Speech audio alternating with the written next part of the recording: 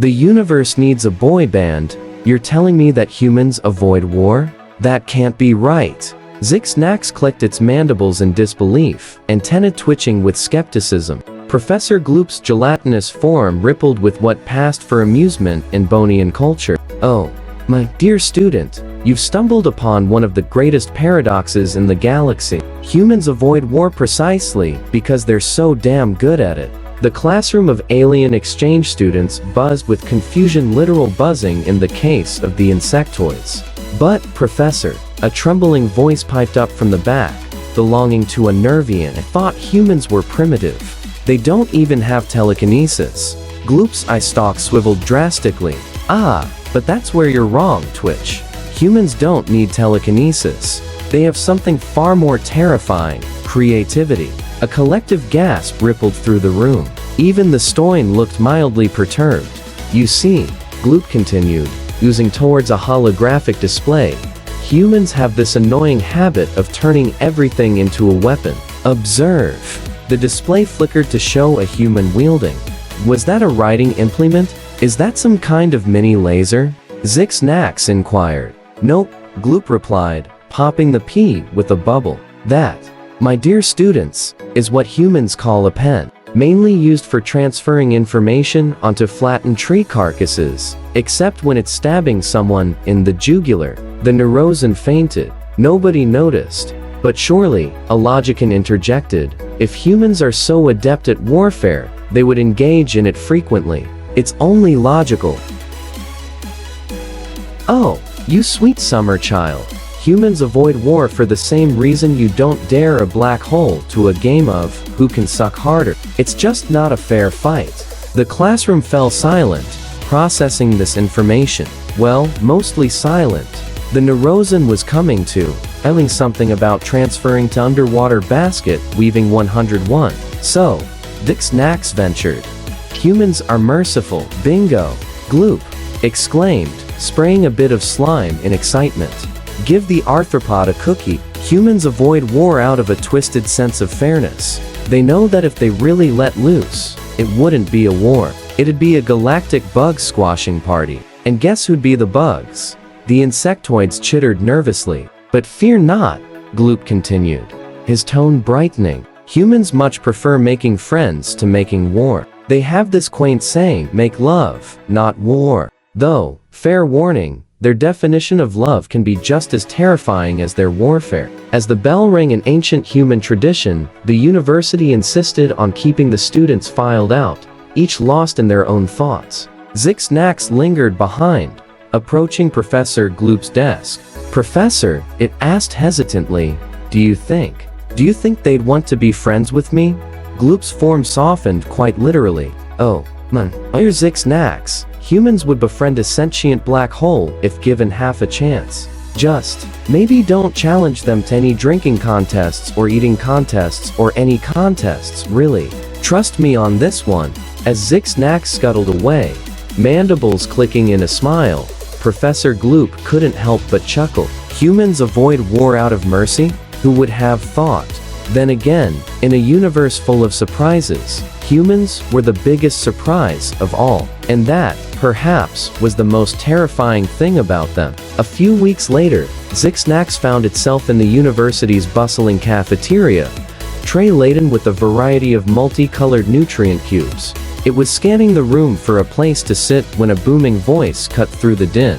Hey, bug eyes. Over here. Zixnax's antenna twitched in surprise. There, waving enthusiastically from a corner table, was a human, an actual, real-life human. Mandibles clicking nervously, Zixnax neared the table. You want me to sit with you? The human smiled, revealing a row of alarmingly sharp teeth. Course I do. Name's Dave. I'm the new exchange student from Earth. And you look like you could use a friend. Zixnax peeked around, realizing that the table was occupied by a motley crew of aliens from across the galaxy. There was even a Neurosan, though it seemed to be hiding behind a potted plant. I'm Zixnax, it managed, settling into an empty seat.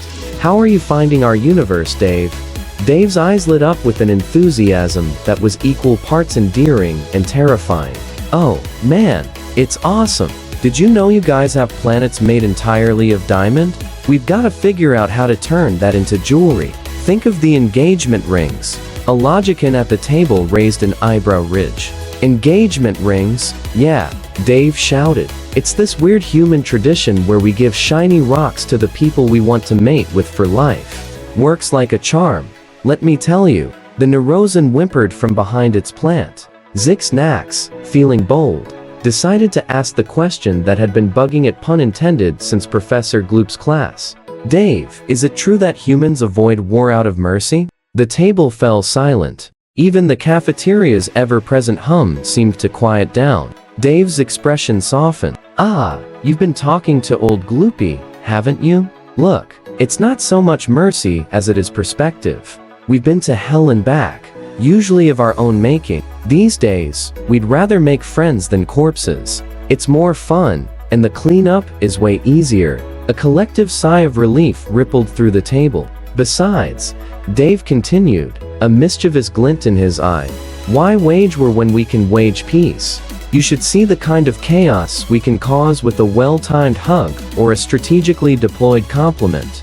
It's way more entertaining. As if to demonstrate, Dave suddenly stood up and shouted across the cafeteria, "Hey, blowbacks. Your tentacles are looking particularly slimy today." The kraken-like creature on the other side of the room blushed all shades of purple, nearly knocking over 3 tables with its flustered writhing. Zix-Nax couldn't help but click its mandibles in laughter. Maybe Professor Gloop was right. Humans were terrifying, but in the most delightful way possible. So, Dave said, turning back to the table with a grin that could outshine a supernova, who's up for a game of who can eat the most Bazarian fire peppers without crying? Winner gets bragging rights and possibly a new stomach lining. As the table erupted into a mix of eager agreements and horrified refusals, Zix-Nax realized something profound. The universe wasn't ready for humans. But maybe, just maybe, that was exactly what the universe needed. After all, in a universe full of wonders, sometimes the most wonderful thing of all is a friend who's crazy enough to try anything once, especially if it involves potentially lethal cuisine. Fame, and its ridiculous entanglements. Great Bazarian Fire Pepper Challenge went down in university history as both a triumph of interspecies bonding and a cautionary tale about the dangers of human-inspired shenanigans. The infirmary was packed for days, and the janitorial staff threatened to go on strike if they had to clean up one more puddle of multicolored, spice-induced alien vomit. Weeks passed, and the unlikely group became inseparable. Dave, ever the catalyst for chaos, seemed to have a knack for finding the most outlandish activities for them to try. Gravity-defying yoga on the ceiling? Check. Zero-G water balloon fight? Double check. Translating human memes into 17 different alien languages?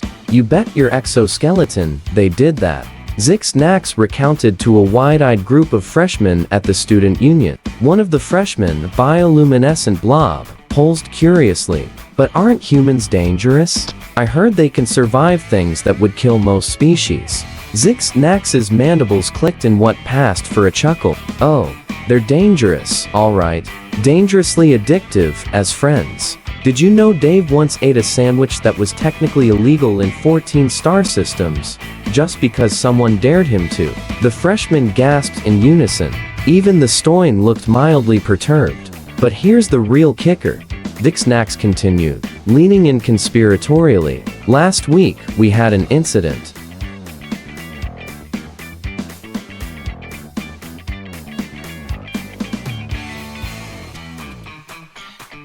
The bioluminescent blob dimmed in fear. "What happened?" Zix-Nax's compound eyes glinted with mirth. "Dave happened. He marched right up to that overgrown squid, looked it dead in its 17 eyes, and said, 'Hey, buddy, you look like you could use a hug and a hot cocoa. Want to talk about it?'" Silence fell over the group, broken only by the sound of a Nervian fainting in the background. The warlord was so confused it forgot to be angry. Next thing you know, Dave's teaching this intergalactic tyrant how to make friendship bracelets and sing Kumbaya. The Aggression Nebula is now the Mildly Uncomfortable Nebula, and they're hosting an interstellar bake sale next month. As the freshmen buzzed with excitement, some literally 6NACs couldn't help but reflect on Professor Gloop's words from that fateful class. Humans didn't avoid war out of mercy. They avoided it because they had so many more interesting ways to change the universe. Just then, Dave burst into the student union, a whirlwind of enthusiasm and questionable ideas. "Guys, I just had the best idea. Who wants to start an intergalactic boy band?" 6NACs chittered in amusement. The universe might not be ready for humans, but it sure was more fun with them around. As the group filed out, already arguing over band names and who got to be the mysterious one, a thought occurred to 6NACs. Maybe the real reason humans avoid war wasn't mercy, or even creativity. Maybe it was because they were too busy turning the entire galaxy into one giant, chaotic, wonderful party. After all, in a universe full of wonders, sometimes the most astonishing thing is finding out that your best friend is the very species you once feared, and realizing that the only thing truly worth conquering is your own preconceptions. The chaotic harmony Taurus, it turned out.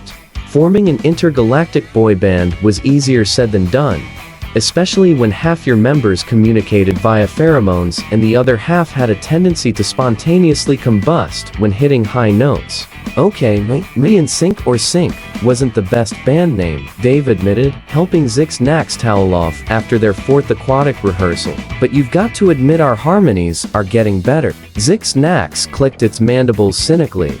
"Dave, the melodious meeps from Gamma 9 filed a noise complaint. They communicate entirely through subsonic vibrations." "Exactly," Dave beamed. "We're breaking barriers, Zix. We're not just crossing genres. We're crossing entire sensory spectrums." Before 6NACs could formulate a suitably sarcastic response, an alarm blared across the campus. The kind of alarm that usually precedes either a surprise pop quiz or an alien invasion. Unidentified spacecraft entering orbit. "This is not a drill." Repeat, "This is not a drill." Students of all species scrambled in a panic. The Nervizans, true to form, had already fainted en masse, forming a quivering carpet in the quad. Dave, however, looked positively thrilled. "Zix, do you know what this means? That we're all doomed. And I should have listened to my third maternal unit about pursuing a career in spore farming? No, it means we've got our first gig." Before 6NACs could process the sheer insanity of that statement, Dave had grabbed what looked suspiciously like a repurposed tentacle scrubber, now a makeshift microphone, and was rallying their ragtag band. "All right, in sync or swim. This is our moment. Operation Serenade the Invaders is a go." As the mysterious spacecraft descended, looking every bit as menacing as a cosmic dentist drill, Dave and his motley crew set up on the landing pad. 6NACs, against every instinct of self-preservation, found itself taking up position behind a set of drums fashioned from empty nutrient-cube containers. The ship's doors hissed open, revealing, well, unling something. It was hard to tell under all that armor and weaponry. Dave, undeterred, flashed his signature grin. "Welcome to Earth University, where our grades are high and our dance moves are higher. We're in sync or swim. And this one's for you, big guy." What followed was either the greatest or most catastrophic musical performance in galactic history. Opinions varied largely depending on how many functional ears the listener possessed. Dave belted out lyrics that somehow rhymed xenomorphic with terrific. The Blowbonian on keyboard oozed over several octaves simultaneously. 6NACs, caught up in the moment, delivered a drum solo that would have made Neil Peart proud. And slightly confused, the armored figure stood motionless, weapon still raised, as the cacophony washed over it. For a tense moment after the final note faded and the last echo of 6NACs' enthusiastic cymbal crash died away, silence reigned. Then, to everyone's shock, the figure began to dance. "Oh, my stars!" The voice from within the armor was decidedly more high-pitched and excited than anyone expected. "Are you guys a real band? That was amazing. I've never heard anything like it." The armor retracted, revealing not a fearsome conqueror, but a starry-eyed fan with too many limbs and a t-shirt that read, "I 3 Earth Culture, I'm Blixer." The alien gushed, all 6 of its wide eyes sparkling with excitement. "I've been monitoring your transmissions for years. I came here hoping to experience human music firsthand, but this is beyond my wildest dreams." Dave, ever the opportunist, saw his chance. "Well, Blixer, my new best fan. How'd you like to be our manager?" And just like that, In Sync or Swim went from campus joke to interstellar sensation. Their first album, Invade My Heart, topped charts across 17 star systems. Their ballad, Love Is Like a Quantum Entanglement, You Can't Explain It, became the unofficial anthem for peace talks throughout the galaxy. As Zix watched their music video premiere on the Galactic Broadcasting Network, a realization struck. Humans didn't just avoid war out of mercy or creativity, they avoided it because they were too busy turning potential enemies into adoring fans. One terrible pun and catchy chorus at a time. "You know," Dave mused, passing Zix a celebratory nutrient cube. "I think we've stumbled onto something big here. Music. The ultimate peacekeeping force." Zix chittered in agreement. "Just wait until they hear our new track, Photon Torpedoes of Love." As the two friends clinked their cubes in a toast, Zix couldn't help but think that maybe, just maybe, the universe had been waiting for humans all along, not as conquerors or saviors, but as the galaxy's ultimate party starters. After all, it's hard to wage war when you're too busy dancing to the beat of a different drum, especially when that drum is being enthusiastically pounded by a 6-limbed arthropod with a newfound passion for intergalactic rock and roll. The universe's ultimate party starters fame, as it turned out, was a double-edged sonic screwdriver. 6 standard galactic months after their impromptu debut, In Sync or Swim found themselves headlining the biggest concert venue in the Andromeda Galaxy, the Cosmic Coliseum, a repurposed black hole that had been stabilized and turned into an acoustic marvel by some very smart Borean quantum physicists. "I can't believe we're really here," Zix chittered nervously, peeking out from behind the neutronium curtains at the swirling mass of eager fans. "There must be beings from at least 1,000 different species out there." Dave, busy applying what appeared to be glitter sunscreen, SPF 5000, grinned. "I know, right?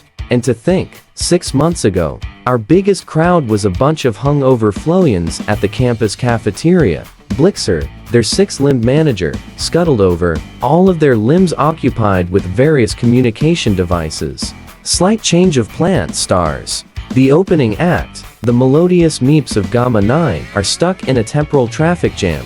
You're on in 5 microquarks." As the band scrambled to get ready, a commotion erupted near the stage entrance. A group of stern-looking beings in official-looking uniforms pushed their way through. "Hold it right there," the lead official boomed, their voice echoing with the gravitas of 1,000 custom stamps. "I'm Agent Zorp of the Galactic Cultural Preservation Society. This concert is cancelled." A collective gasp rippled through the backstage area. Even the black hole seemed to hiccup. Dave, ever the diplomat, stepped forward. "Whoa there, big guy. What seems to be the problem? Did someone forget to file a form in triplicate?" Agent Zorp's eye stalks quivered with indignation. "This is no laughing matter, human. Your so-called music is causing unprecedented levels of cultural cross-pollination. Species that have been at war for eons are suddenly fraternizing. The Veebles and the Schlorp, mortal enemies for generations, were seen sharing a milkshake and discussing chord progressions." Zix antenna twitched in confusion. "But isn't that a good thing?" "Good?" Zorp sputtered. "It's chaos. How are we supposed to maintain the delicate balance of galactic society if everyone's too busy harmonizing to remember their ancient blood feuds?" Dave's eyes lit up with that dangerous gleam that Zix had come to both love and fear. "You know what this calls for, don't you?"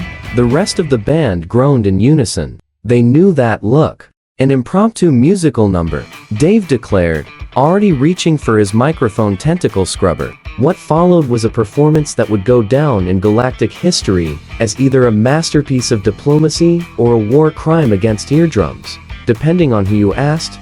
Dave, with the charisma of a supernova and the vocal range of a malfunctioning garbage compactor, launched into a power ballad about the beauty of cultural exchange. Zix provided a rhythm section that somehow incorporated both drum beats and interpretive mandible clicks. The Blobonian keyboardist liquefied into a sentient synthesizer, producing sounds that defied both physics and good taste. As the final faded notes and several nearby nebulae reconfigured themselves, Agent Zorp and his team stood slack-jawed, their clipboards forgotten. "That was," Zorp began, his voice thick with emotion, "the most beautiful thing I've ever experienced. I think I need to rethink my entire existence." And just like that, NSYNC, or Swim, had done it again.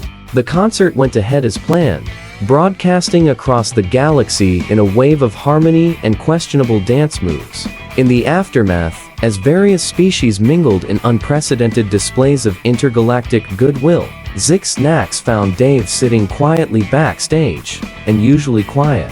"A credit for your thoughts, Zix offered, settling down beside its human friend. Dave smiled, a gentler version of his usual grin. "You know, when I first came to this university, I thought I was going to learn about the cosmos. Instead, I think we might be teaching the cosmos a thing or two about being human." Zix chittered softly. "And what's the most important lesson? That the best way to unite the universe isn't through war, or even peace treaties," Dave replied, his eyes twinkling. "It's through terrible puns, the worst dance moves, and the kind of music that makes you want to tap all your appendages, no matter how many you have."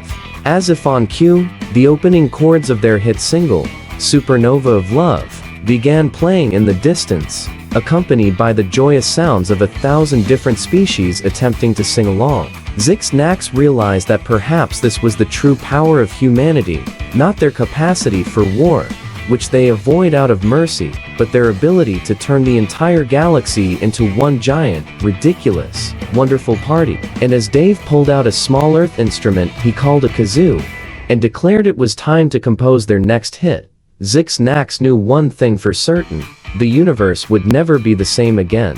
But maybe, just maybe, that was exactly what it needed. After all, in a cosmos full of infinite possibilities, sometimes the most revolutionary act is simply to strike up the band and see who joins in the dance.